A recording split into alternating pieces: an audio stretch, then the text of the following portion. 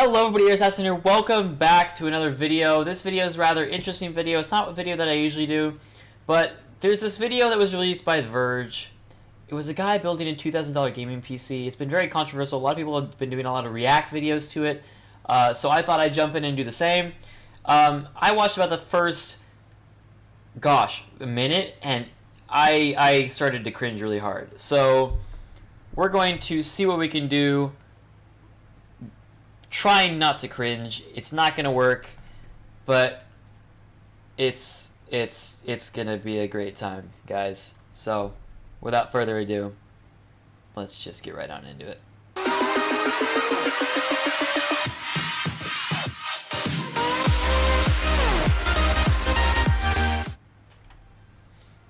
So a few years ago, TC, or Managing Editor, built a gaming desktop, but it's kind of out of date, and it's definitely not going to hold up for Battlefield 5. So let's build a new one. Okay. You can build a gaming desktop for around $1,000, but I want to go all out, so I spent around $2,000. Okay, that's not really cringe. It's just kind of like just wrong because you can build a gaming PC for $2,000, but there are much more expensive gaming PCs that cost much more. So this is definitely not all out, as he says, but to be fair, I mean, he has a point though. 2,000 is quite a bit of money. Play most games at ultra settings. So what do you need to build? What do you have in it? Well, of course, first you need a table, preferably not in. Thank you, Captain Obvious. You need a table. Metal. If it's going to be metal, have an anti-static working surface layered on top of it. Right. Thermal paste applicator, an Allen wrench, some tweezers to tighten up the wires, a Swiss Army knife. What? That's not a tweezer. That's a cable tie, or a zip tie, whatever you want to call it. That's not a. That's not a knife, which hopefully has a Phillips head screwdriver in it. Wait. So you're not gonna bother? Hold on. Wait a minute. Oh, I don't have my screwdriver in here. You're not gonna I mean, you could just literally have something as small as this, but no, you literally you use a Swiss Army knife. Okay, questionable methods, but all right. And last but not least, an anti-static bracelet, which is to protect you and the parts. That just looks like a rubber bracelet to me, but okay, if you say These so. are the parts you're going to need, but more importantly, before we get there, we need to understand what these parts are doing and how they interact with one another. To better understand the parts that make up a desktop, let's try to understand them individually. The processor is like the computer's brain, a base of calculations that control everything the computer does. The motherboard is like the foundation, serving as a main structure for all other parts to be added to. It also allows the other parts to communicate with one another, which also makes it kind of like a nervous system. Graphics cards are responsible for rendering and processing visuals into what you see on screen.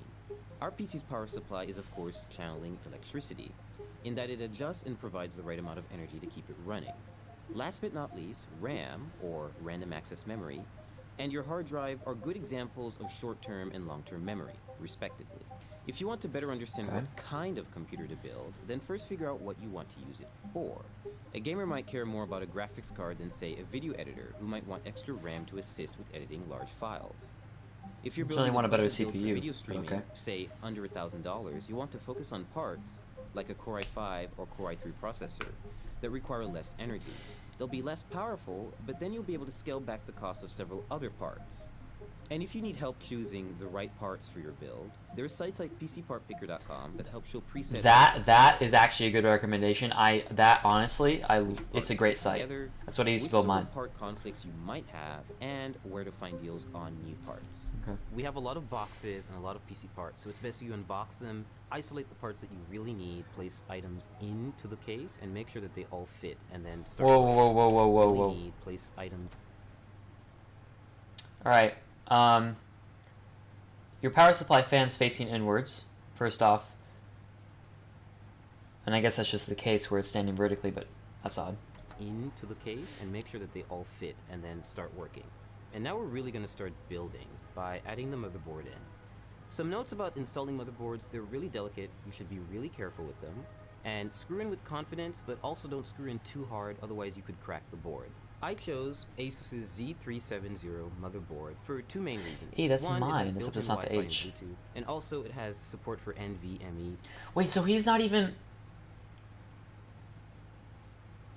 He's putting in the motherboard before he puts in the CPU or the RAM. Generally, you install the CPU and the RAM while it's out, just for ease of access later. But okay. SSDs, meaning you can get really fast SSDs that are really easy to install. Pay close attention to the brace that goes at the back of the computer. You always have to make sure that you The brace. The brace. It's an IO shield. But really hammer it in. Because A for effort, okay? there's no screw, it really just has to go outside of the case and clasp onto the frame. And this is very important because otherwise you can't align the motherboard correctly with the holes. We're just going to start installing all 8 screws. Straightforward process. So next we're going to install the RAM on the motherboard. I chose Corsair's 16GB Vengeance LED RAM for two main reasons. One, it has LEDs and we do like lights in our gaming desktops. Secondly, Overkill. it's pretty fast RAM. It's 2666 megahertz, I believe, so it's That's not very fast. That's really not very fast. Mine's like 3200 megahertz. pretty fast, and this motherboard supports that speed, which is most important. Open the slots first, and just aligning the stick with the middle of the strip, not with the end, and just lining that up with the logo. So Looks like once you it's in hear that trouble solid there. Clasp and you don't see Wait, the wait, wait, wait, wait. Why is he solid installing? with the- Why is he installing in the first slot? So once you hear that solid clasp and you don't see the gold connectors on the side anymore, He has two sticks. Why is he not doing dual channel? that's when you know the RAM is in. Step 3, we're going to install He has both. He has both of them installed in the wrong orientation, so he's not taking advantage of dual channel. the hard drive, or in this case, Oh, the NVMe no. SSD.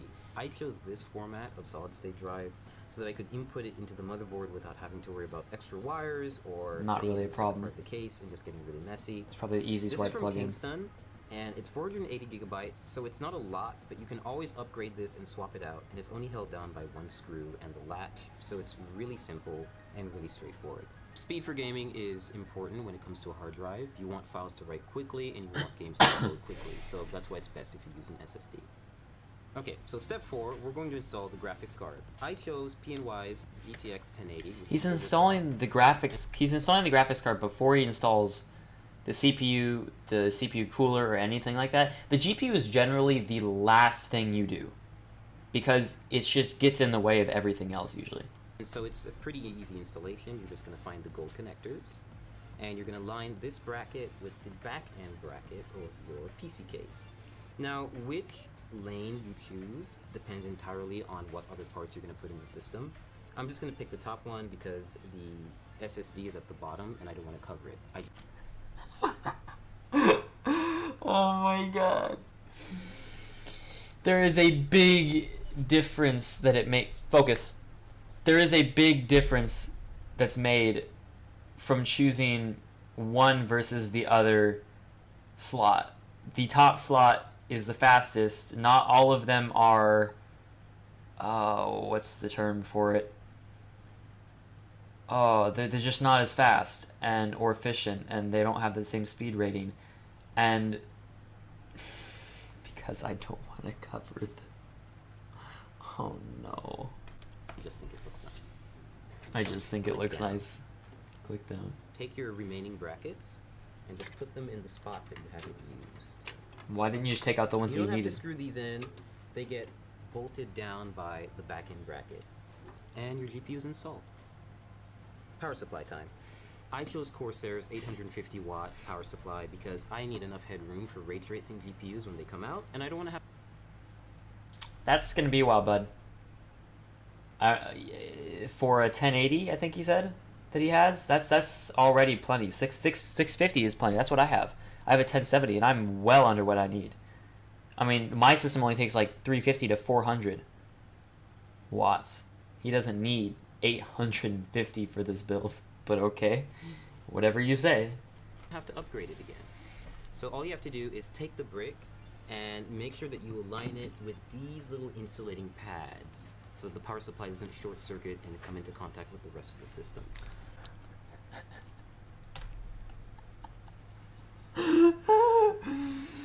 Oh, his logic is so flawed.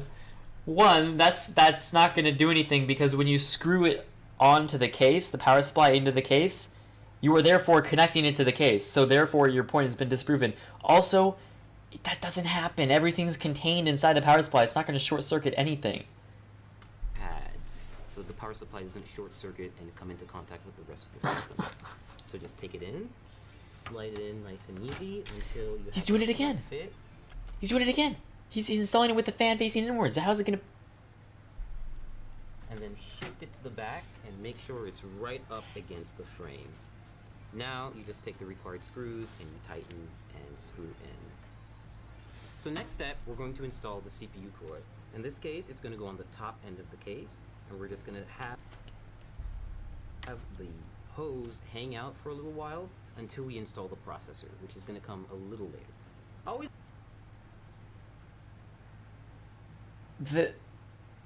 You don't do that. That's not... No. You install the CPU, and then you install the cooler. But once again, okay. always be sure to try to place it in the system first before you install it, because you can see it takes up a lot of space.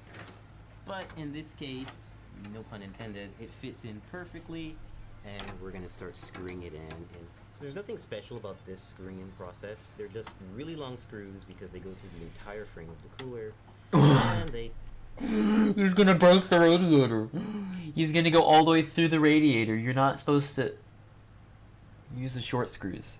You don't use the long screws. The long screws is to go through the fan into like the screw hole of the radiator, not all the way through the radiator into the fan. That's not how it's supposed to work. And he's installing the radiator on top, like on the top layer, and the fans don't go. The fans are supposed to. Wait, what? I don't know, dude. I'm confused. They're just really long screws because they go through the entire frame of the cooler, and they take forever. So next up, cables. Every power supply is going to... He's missing the screw for this one. He doesn't even have a screw in this one. He has a screw in every hole but this one. Not that it really matters, but if you're going to build a $2,000 gaming PC, make it nice. With a big bag of Velcro cables, it's kind of daunting at first, so you always have to find the ones that are going to fit. In this case, or the ones that are labeled. Match those cables with the correct descriptions on the power supply. Next step is we're connecting the power supply to the motherboard with a 24-pin cable. We're just matching that cable from the motherboard, threading it through the back, and attaching the 24-pin header to the power supply so that we can have one of the connections complete. The next few additions will be for the GPU, for any specific ports that the case has, for any lighting that the case has, the CPU cooler, anything else really. We're installing the CPU, the heart of the computer or the brain, depending on how you look at it. So to do this, we're just going to remove the plastic covering that they put on the motherboard. We're just going to take this little plastic part out. Just toss that out of here. What happens if you need to use it later? They say that on the plastic piece, I believe, don't throw away, keep it. Are they? And now we have an exposed CPU holder, or rather slot, on the motherboard. And we're going to use the CPU applicator. This is a special little part that not everyone may get, but this motherboard that we got from Asus. Wait, what are you doing? This is a special little part that not everyone may get.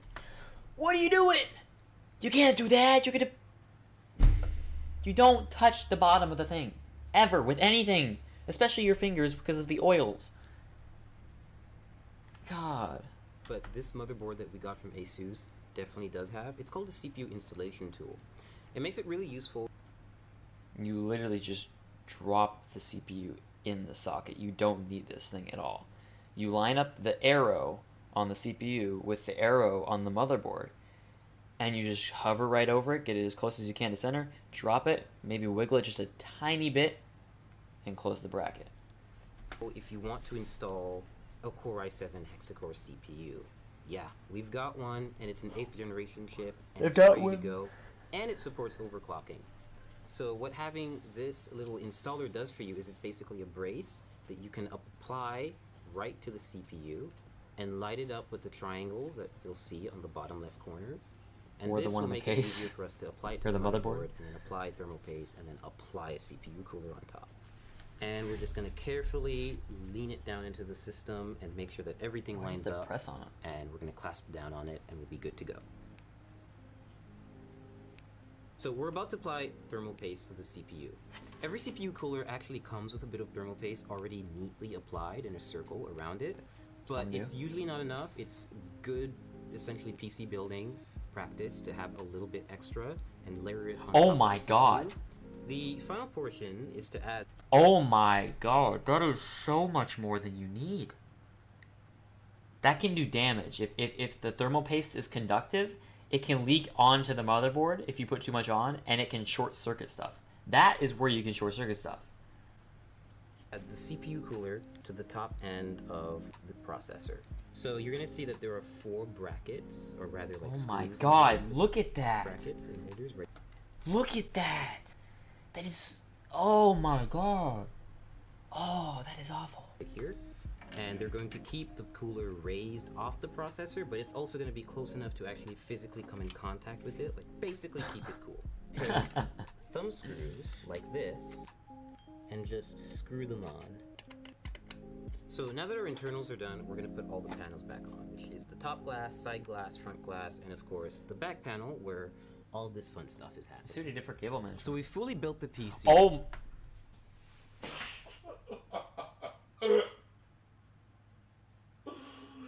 I called it. I called it. Oh, what is that? Oh my god, mine has like 10 times better cable management, like 50 million times better cable management than that. He just has them hanging it. Your case has so much room behind there. Can we get look at how much room you have behind there? Why are you trying to... Back panel. So we fully built the PC, everything's put together, and we got to the post screen. So what's next? I'm glad. I'm glad you didn't screw something up. I'm surprised you didn't short circuit your motherboard with the thermal paste. Well, you need a USB flash drive with your Windows installation media on it, and of course a license key. So I plugged that up, installed Windows in a couple of minutes, installed a bunch of drivers, and now we have a fully functioning gaming PC ready to run some games. Right? Why didn't the drivers come installed? I'm actually kind of curious about that. Usually they come installed, like maybe you have to update them, but usually they're installed, especially on like newer and more high performance and high quality products. Right now I've got Armor 3 running at maximum settings, native resolution, which is 1080p HD, and it's running pretty smoothly. Like I'm averaging 70 and 80 FPS, and this is normally like a very intensive game to run, and it's still doing a pretty good job. So right now I'm playing League of Legends. It's one of my favorite games. I'm actually playing against a bot, and I'm distracted, so I'm not actually doing so well. You don't need a hexa-core i7 and an 1080 to play League of Legends. But otherwise, like, this is pretty much what you would see me do on a gaming computer. Test stuff out. You don't even need this much power. This guy. And hopefully have really high frame rates like I am right now. I'm averaging 120 FPS, and that's only because I've actually locked the game to that frame rate because that's probably why you're averaging 120. Because I can get around 300 FPS playing League on maximum settings, which is a little bit absurd, and you don't really need that, so I've locked it. You don't Building say. a gaming desktop has been a great experience. I'm able to max out a lot of my favorite titles, and I'll be able to play a lot of upcoming titles like Battlefield 5 Why is the and camera off to the Cyberpunk side? 2077 without worrying too much about the parts I have. When ray tracing GPUs come out, for example, I'll be able to upgrade without having to buy a completely new system, and That's somewhat not true because the GTR GRT lineup that they just released, the 2000 series that they just released, they actually they'll work in any PCIe slot, but you can't SLI bridge it. So like honestly, your 1080 would go to waste. So if I have a problem down the line, I can always just swap out a part and have it serviced rather than losing my whole computer. And of course now we also have a computer to test and benchmark games here at The Verge.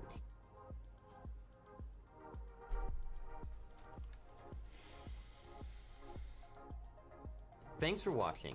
Let me know if you've built a computer before yourself, or how you would spend $2,000 on your own build. I'm really interested in seeing what sort of parts you guys would get. And don't forget to like this video and subscribe to The Verge if you haven't already.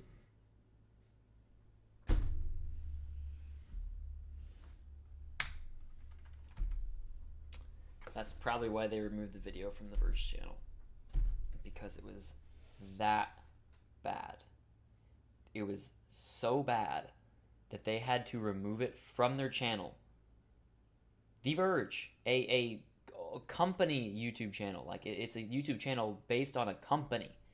You would think that a tech enthusiast company like this would have their shit down and would watch the video before you do it. Have somebody that's intelligible in that subject area watch the video before they do that. But no, they didn't. And that's why that happened. I had to go to this third-party dude. He has 44 subscribers to find this video because it's been deleted from The Verge. If you go to The Verge's YouTube channel, it's not there.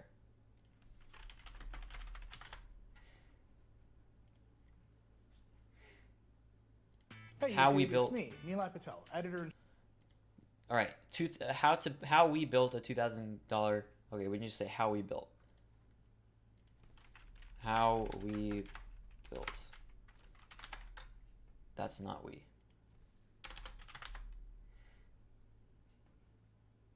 It's just not there. You can't find it. If you go to the video, I have the video pulled up. It just gives you this. It doesn't work. It's just not there. I can't believe it, but it's just not there. That's how bad this video was. I mean, look, if you just search it,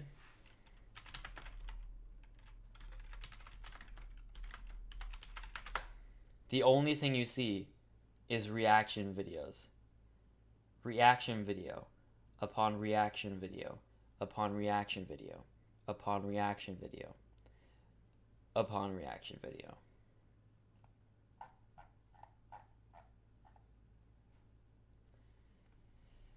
Thank you everybody so much for watching this video. If you enjoyed it, hit the thumbs up button, leave a comment down below, maybe consider joining my Discord server, the link is in the description. This is Air Assassin, and as always, see y'all in the next video. Peace.